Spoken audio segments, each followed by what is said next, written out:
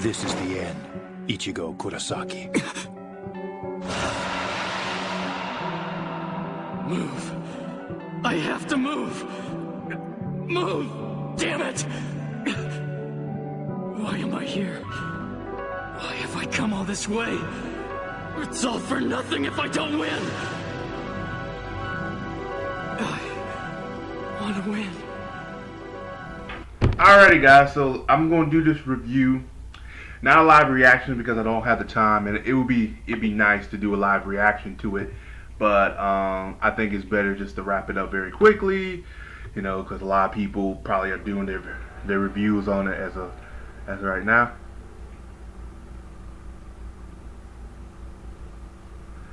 And we have to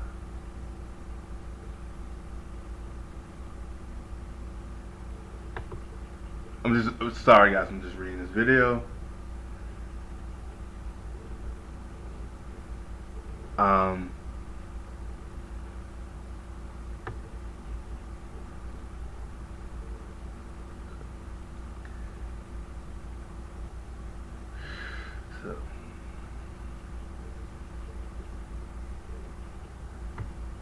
Alright, so anywho, let's begin. Now the video is going a little bit longer. Now I want to spread it up into different parts. We'll say the best for last. We will say the best for last. I know, because everybody wants to talk about the freaking probably the shipping, which that's like 3 to 4 minutes of itself. So we'll get to that. Let's talk about the good, the bad, the good, the bad. All right. Now, I'm going to try to get some clips in here. So, yes, this is following the Dragon Ball Z, Boruto, and all those routes where, you know, the the manga ended, so they set up a new story with the new characters and the children, which we will get to a little bit later. That's some shit I got to say. Honestly, what did I expect from this? Nothing too big. Come to find out, Mr. Chad is a boxer, which is like, okay, I knew he was going to go that realm, but I didn't think he would do that. And Uryu is a doctor, which I kind of had a feeling he would be. He looks like a doctor. He acts like a doctor. Then when he was in anime, he kind of came colorful. So yeah, let's get on to those two for a minute, and we'll go to the chapter review. Those two, you could tell Kubo probably had a little bit more for them to do, but he tried to add them in, especially Chad. Chad, you didn't even see Chad, so he probably was kind of upset. Okay, look, we gotta have Chad do something iconical, something, you know, memorable at least, because you could tell Kubo was rushed with this shit. And Kubo is just, because in the last chapter he was just going in. He's like, well, we were rushing, and he would just say he gave no fucks. You know how Kubo's trolling. I give no fucks. So he just said, I give no fucks about this.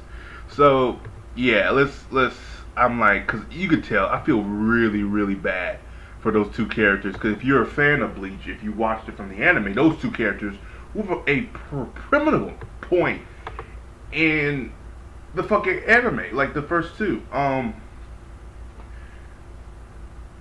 We don't see Uehara, which is like, what the fuck? You don't see Yoichi's. I'm like, where they at? Like, we wanted to see all of them, but I guess he's like, well, you can't show them all. Pretty much, it kind of sucked. Also I found out all the color pages, they weren't in whatchamacallit, in color. So it's kind of like, well, I mean, I'm happy with that.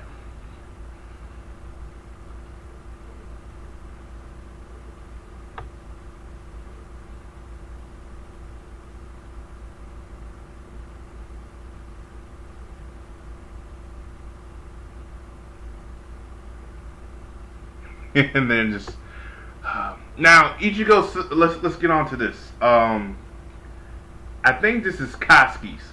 Katsuki is her name. My God, Kubo. I know there's a 10-year. You want to skip 10 years, but Katsuki, she developed. Jesus Christ, she developed. All you see is nothing but boobs.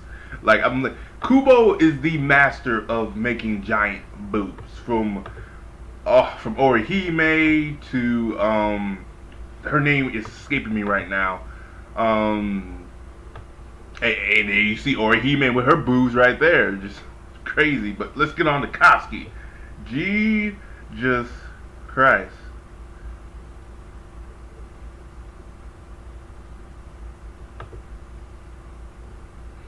But yeah, it's just really Koski's like Jesus Christ. You know who you know what, Kubo is that guy from prison school who is the boob man, because Kubo, he's an ass man, but I think he's a boob man too. He's just so big on giant breasts. He's that guy from prison school, the principal. I'm gonna put the clip in there. The principal, he is this man. He straight up, he's this man. He is that man from prison school. He's that man. He's just the boob guy, and he'll probably go on a long tangent story, similar to how he did, just tell about how boobs are better than ass, you know, everything. Because he said, "I've been looking for a boob man for years." So that's kind of funny. That's funny. I'm gonna try to add it in there. I know Funimation had the right to it, but who gives a damn? Now, the weird thing about it is the black aura from U-Watch is still in here. So U-Watch is still a big factor in here with Soul King, and you know, he's not gone. Like I said, the way they ended it, it seemed like Kubo was going to end it where he was not going to be defeated. So, well, it kind of sucked because we didn't get to see it. Oh, well, whatever. Now, the biggest thing in here I want to address is my motherfucking boy Aizen. Aizen was the king. He did his shit 2 chapters ago. What the fuck is he doing back in that motherfucking chair? I swear to God, that chair is a part of Bleach. He's a character of Bleach. Now, I guess they're like, well, look, everybody complaining about, oh, well, goodbye chair. And I guess Kubo read it. It's like, oh, you love the chair. Let's bring the chair back. No, motherfucker. We love the chair because it was in the fucking anime, when that fucking manga more so that Aizen was. The chair. That's all we saw. The chair. We never saw Aizen get out of the chair. And he's back in the chair. I guess people were like, well, Aizen did a good deed, so they probably took a couple of years off, but they were like, we ain't releasing your ass. You almost took down the Soul Society, all this shit. You ain't go. Now I understand some people compared to Sasuke, how he was redeemed from all his sins. Sasuke's a different animal. Aizen is a motherfucking maniac. He needs to stay in that chair. Even, like, if they say, okay, you have 2 choices to control Sasuke or Aizen, I think I can control Sasuke. Aizen is so much a ultimate manipulator. Am I controlling him, or is he controlling me? You just don't know with this dude. So I see why they put him back in that chair. I just thought we were done with the chair. I thought Aizen was gonna be chained up like a freaking like a cross, saying like But I guess so. Aizen like, well, shit, you know, your chair. He goes to this long speech and about that, and you get explained how figure out what U-Watch's plan was. He wanted to stop death and stuff like that, which is kind of weird. But again, you could tell this shit was just rushed. It was bad. I felt bad. U-Watch, I mean, as a villain though, he was I wouldn't say he was better than Aizen, but he was pretty good. And Aizen just sitting in that chair like a boss, like, I ain't going nowhere, bitch.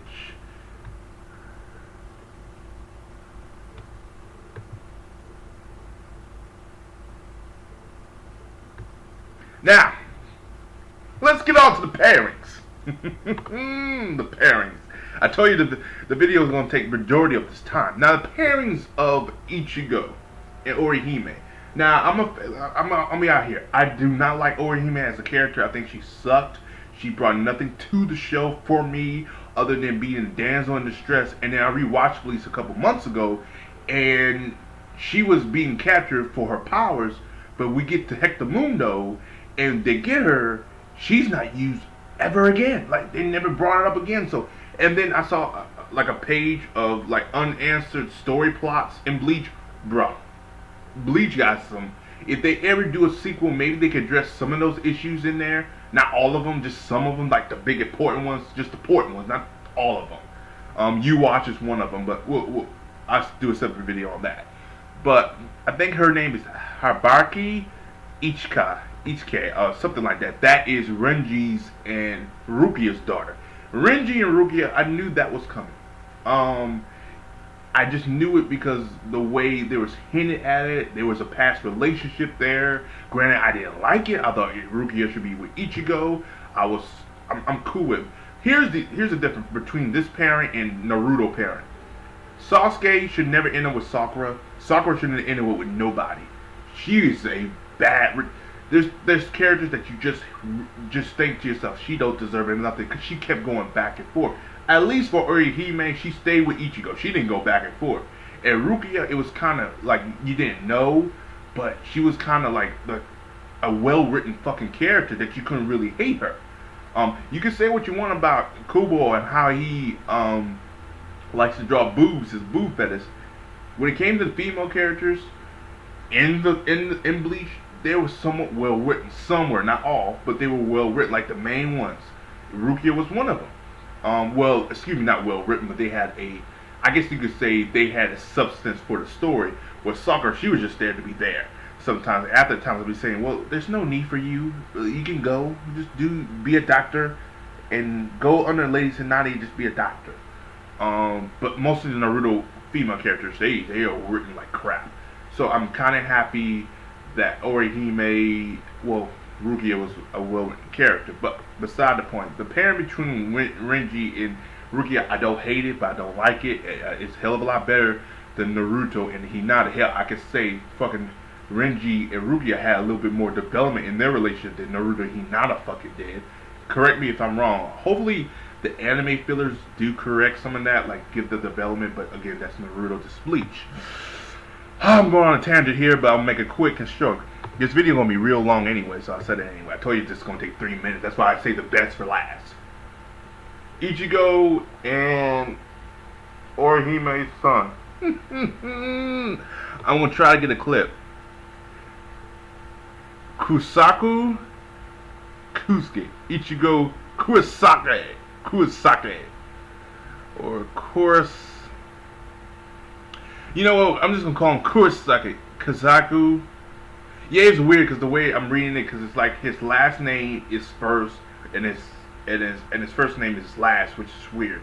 Kuzaku or Kuzaki.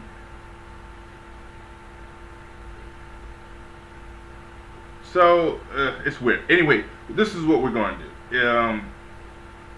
Kurosaki 2. So Kazaku is fine. If I spell his name wrong, forgive me. Again, I'm still getting used to these names because they just were in this chapter. Hopefully, we do get a one shot or something with Tate Kubo's firing his work. Like an OVA would be nice too. Would be real nice with the Bleach soundtrack. Oh my god!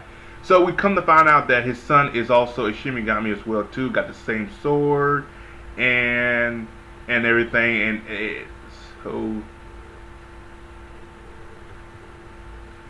And that's it. That's pretty much it. So that's all I kind of want to talk about this chapter. It was a good chapter, very good. Not the best.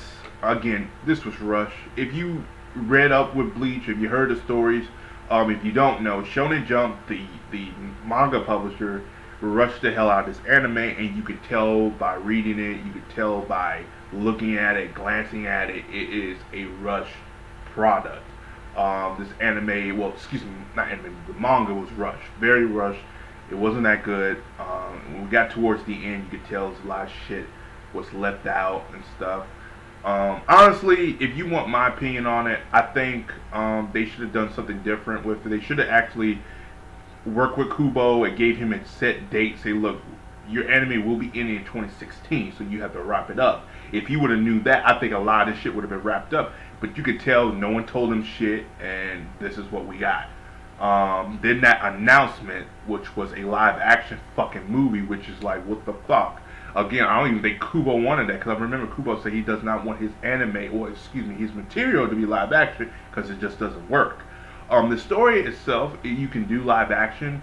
The problem is all the bankais, all of this, all of that, it just does not work. And Japan does not have the big budget as a Hollywood does to do that type of shit. And even then, just Bleach itself in its entirety should never be made into a movie. You have to take certain elements to make it into a movie. It just does not work. But then again, I could be wrong. It could work, but it just I don't see this working. But then again, if it's successful, this can open a lot of doors, and Bleach could get an anime. But Bleach is gonna get an anime down the road because it made a lot of money with the sales. I heard the last few months the sales jumped up to what, a 200,000 or 300,000.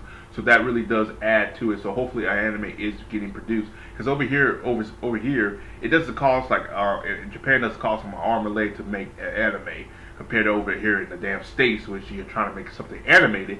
It costs you a couple, $1 million, which is weird as fuck. But anywho, that's my review on Bleach, 688, Bleach chapter 688. 686, excuse me, not 88, excuse me, sorry. Anywho, guys, this is my first little chapter review. If you want more manga review chapters, let me know. I'm trying to get into no Naruto. Naruto's done. Probably One Piece will be down the road, maybe. If you want a One Piece chapter review, let me know down below. You want something new for Shonen Jump, like something that's really I know The Promised Neverland, maybe something like that. Just let me know if you guys want those type of chapter reviews. I'm trying to keep it strictly that those. Nothing like Toriko, those are already in there. I can't really do them. One Piece, you can jump in there, because plus the material, they got enough material where I can just jump in. And One Piece is always a good way to jump into a manga and just go from there. As always, guys, like and subscribe. Let me know down below what you guys think. Peace, have a good day, and I'll talk to you guys later.